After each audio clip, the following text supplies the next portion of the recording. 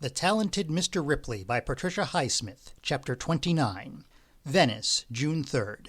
Dear Mr. Greenleaf, while packing a suitcase today, I came across an envelope that Richard gave me in Rome and which for some unaccountable reason I had forgotten until now. On the envelope was written not to be opened until June, and as it happens, it is June. The envelope contained Richard's will, and he leaves his income and possessions to me. I am as astounded by this as you probably are, yet from the wording of the will, it is typewritten, he seems to have been in possession of his senses. I am only bitterly sorry I did not remember having the envelope because it would have proven much earlier that Dickie intended to take his own life. I put it into a suitcase pocket and then I forgot it. He gave it to me on the last occasion I saw him in Rome when he was so depressed. On second thought, I am enclosing a photostat copy of the will so that you may see it for yourself. This is the first will I have ever seen in my life, and I am absolutely unfamiliar with the usual procedure. What should I do? Please give my kindest regards to Mrs. Greenleaf and realize that I sympathize deeply with you both, and regret the necessity of writing this letter. Please let me hear from you as soon as possible. My next address will be care of American Express, Athens, Greece. Most sincerely yours, Tom Ripley.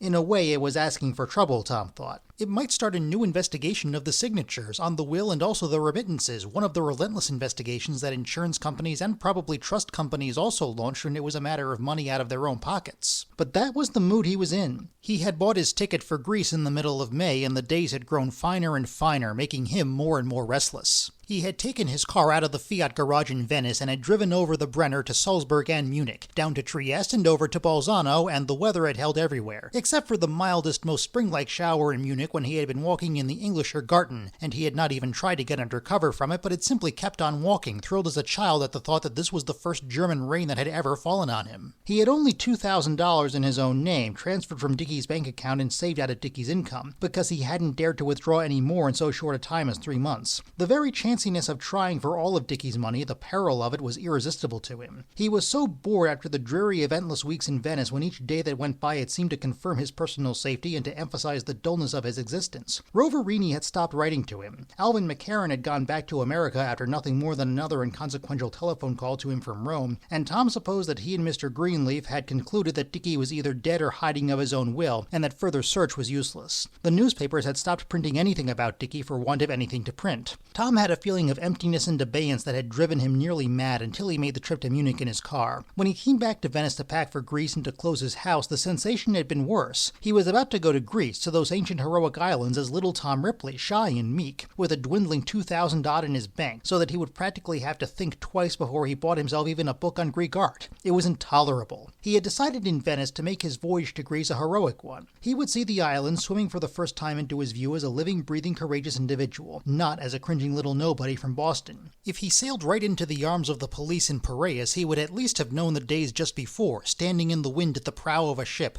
crossing the wine-dark sea like Jason or Ulysses returning. So he had written the letter to Mr. Greenleaf and mailed it 3 days before he was to sail from Venice. Mr. Greenleaf would probably not get the letter for 4 or 5 days, so there would be no time for Mr. Greenleaf to hold him in Venice with a telegram and make him miss his ship. Besides, it looked better from every point of view to be casual about the thing, not to be reachable for another 2 weeks until he got to Greece, as if he were so unconcerned as to whether he got the money or not, he had not let the fact of the will postpone even a little trip he had planned to make. 2 days before his sailing, he went to tea at the house of Titi della Lada Cacciaguerra, the countess he had met the day he had started looking for a house in Venice. The maid showed him into the living room, and Titi greeted him with the phrase he had not heard for many weeks. "Ah, ciao, Tommaso. Have you seen the afternoon paper? They have found Dickie's suitcases and his paintings right here in the American Express in Venice." Her gold earrings trembled with her excitement. What? Tom hadn't seen the papers. He had been too busy packing that afternoon. "Read it. Here, all his clothes deposited only in February. They were sent from Naples. Perhaps he is here in Venice." Tom was reading it. The cord around the canvases had come undone, the paper said, and in wrapping them again, a clerk had discovered the signature of R. Greenleaf on the paintings.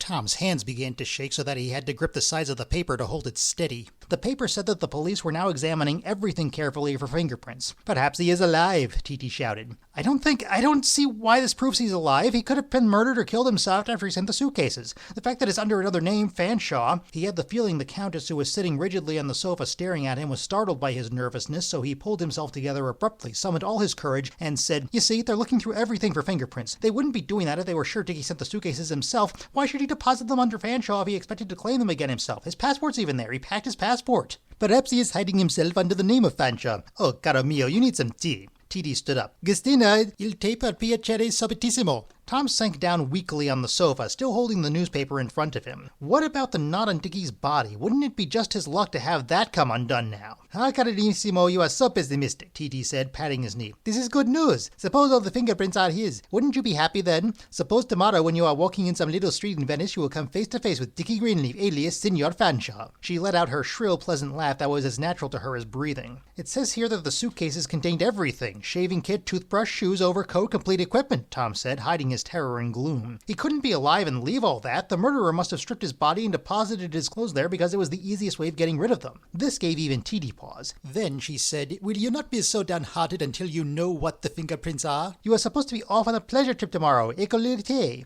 The day after tomorrow, Tom thought. Plenty of time for Roverini to get his fingerprints and compare them with those in the canvases and in the suitcases. He tried to remember any flat surfaces on the canvas frames and on things in the suitcases in which fingerprints could be taken. There was not much except the articles in the shaving kit, but they could find enough in fragments and smears to assemble 10 perfect prints if they tried. His only reason for optimism was that they didn't have his fingerprints yet, and that they might not ask for them because he was not yet under suspicion. But if they already had Dickie's fingerprints from somewhere, wouldn't Mr. Greenleaf send Dickie's fingerprints from America the very first thing by way of checking? There could be any number of places they could find Dickie's fingerprints on certain possessions of his in America, in the house in Mongebello. Tomoso, take a tea, T.D. said, with another gentle press of his knee. Thank you. You will see. At least this is a step toward the truth, what really happened. Now let us talk about something else if it makes you so unhappy. Where do you go from Athens? He tried to turn his thoughts to Greece. For him, Greece was gilded with the gold of warriors' armor and with its own famous sunlight. He saw stone statues with calm, strong faces like the women on the porch of the Erechtheum. He didn't want to go to Greece with the threat of the fingerprints in Venice hanging over him. It would debase him. He would feel as low as the lowest rat that scurried in the gutters of Athens, lower than the dirtiest beggar who would accost him in the streets of Salonika. Tom put his face in his hands and wept. Greece was finished, exploded like a golden balloon. T.D. put her firm, plump arm around him.